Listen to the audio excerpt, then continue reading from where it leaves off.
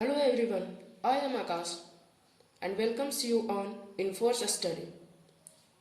In previous videos, part 1 and part 2 of verb, we had studied about verb, its classification, models, and we were reading ahead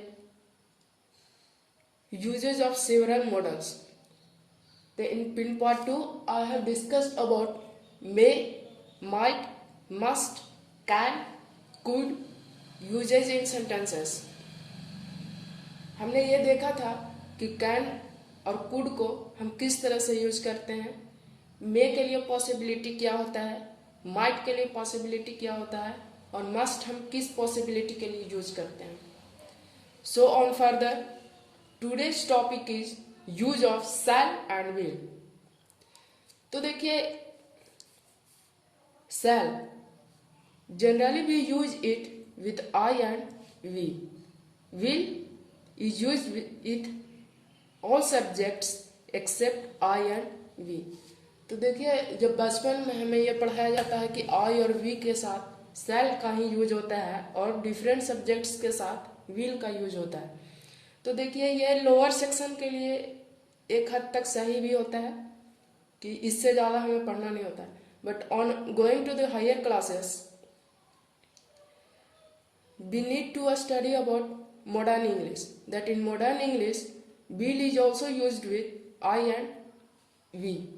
तो देखते हैं condition क्या बनता है जहाँ पे हमें I और we के साथ will यूज करना होता है और अदर सब्जेक्ट के साथ हमें shall यूज करना होता है। So let's study. Shall is used with first person subjects, that is with I or we, to show future tense in sentences. And with rest subjects we use will.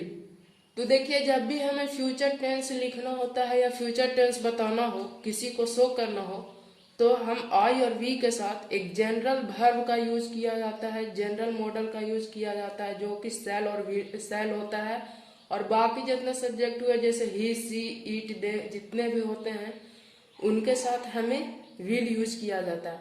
लेकिन देखिए, whereas in modern English, we use will with I and we, which is now acceptable in India. अब देखिए, जो modern English जैसे जैसे आया हम लोग के पास, तो वहां पर हमें आई और बी के साथ भी ये अलाउंस मिला कि हम will यूज कर सकते हैं और अदर सब्जेक्ट के साथ,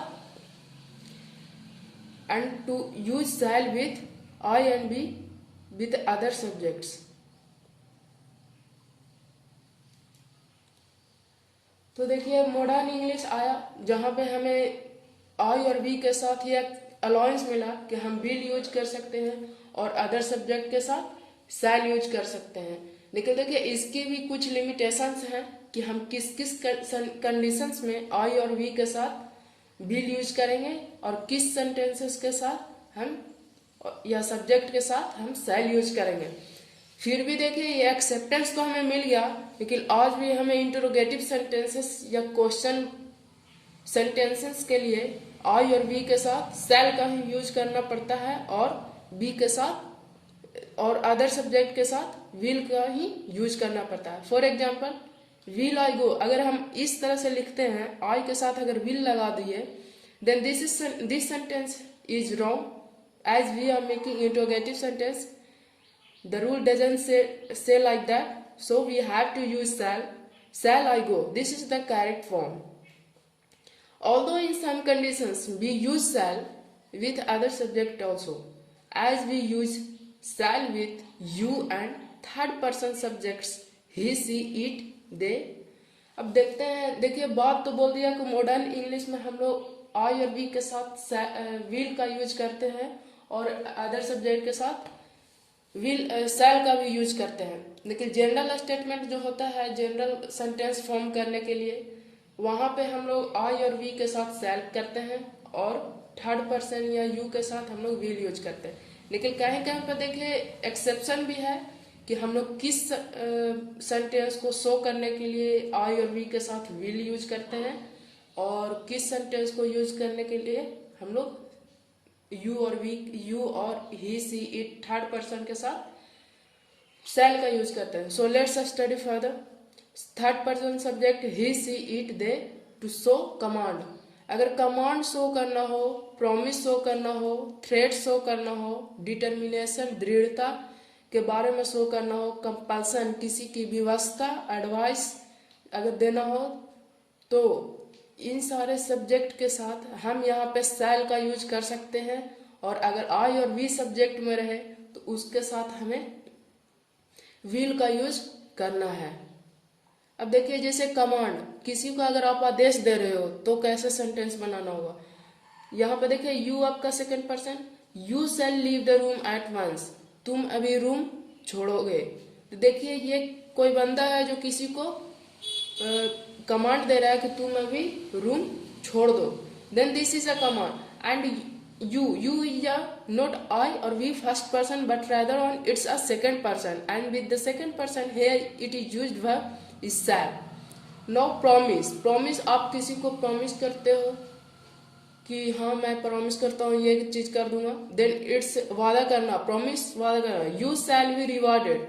अब देखिए स्कूल्स में हमेशा प्रॉमिस किया जाता है प्रिंसिपल के द्वारा या किसी और के टीचर्स के द्वारा कि अगर तुम फर्स्ट रहोगे या टॉप करोगे तो हम तुम्हें ये प्राइज देंगे।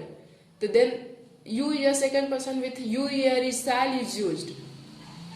Then it's exception that with command you can use shall और and with I and we can use will, and with promise you shall be rewarded, and with the, here you can see I, it's a first person and we have used the verb will. I will help you come what may। देखिए यहाँ पर come what may एक phrase है।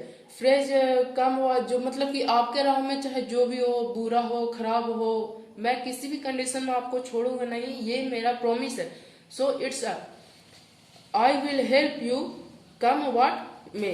अब देखिए threat, threat मतलब होता है धमकी देना। यहाँ पे देखिए बोलता है I will punish you। I आपका फर्स्ट पर्सन है लेकिन ये आपको यहाँ पर बिल लगाया है। बिल लगाने का कारण है क्योंकि थ्रेट के साथ, प्रॉमिस के साथ, कमांड के साथ एक्सेप्शनल रूल्स चलते हैं कि आई और बी के साथ हम विल लगाएंगे ना कि शैल लगाएंगे। और आपके जो थर्ड पर्सन हो गए या सेकंड पर्सन सब्जेक्ट्स होते हैं उनके साथ हमें विल नहीं लगाकर शैल लगाना होता है। डिटर्मिनेशन दृढ़ता अगर शो करे तो लगाना होगा I will work hard and score good marks. मैं बहुत ही हार्ड मेहनत करूंगा और अच्छी मार्क्स लाऊंगा। अब देखिए कंपल्सन, नंबर 5 कंपल्सन। कंपल्सन आपका किसी के साथ विवास्ता, किसी मुद्दे के साथ विवास्ता। ये देखिए you shall be here before 5 PM for the meeting. जैसे कोई बोल दे कि आपको इस मीटिंग में 5 बजे के पहले आ जाना ही होगा। जैसे हम लोग एग्जामिनेशन देने जाते हैं हम सेंटर पे, तो वहां पे आपका टाइम लिमिटेशन होता है, आपको 12 बजे के पहले एंट्री कर जाना होगा। अगर आप 12 बजे के बाद जाइएगा तो आपको एंट्री नहीं मिला। तो देखिए ये आपका कंपल्सन हो गया कि आपको 12 बजे के पहले इंटर कर जाना है एग्जामिनेशन हॉल में। अगर आप इंटर नहीं करते हैं तो आपका एग्जाम कैंसिल हो जाएगा। Then this shows that there is compulsion for you. Then compulsion you shall be here before 5 PM for meeting. और second example is I will have to finish this work. अब देखिए किसी बंदे को कोई काम दे देता है कोई, जैसे प्राइवेट कंपनीज में वर्कर्स को, एम्प्लॉयज को या गवर्नमेंट सेक्टर्स में एम्प्लॉयज को काम होता है कि आपको इतना वर्क या इतना टारगेट इतने दिन में खत्म करना है। Then this is compulsion for that person that he have to do that work in that limitation of the period. So he here in these conditions we will use will with I or we and shall with second person subjects or he, she, it, they, that is third person subjects. So that's all for the day. If any query, अगर आपको कोई भी Curie हो ये topic में जो आप पूछ सकते, आप मुझे कमेंट करिए। I will try to give the answer of each and every dots of your this session. Thanks. Have a nice day.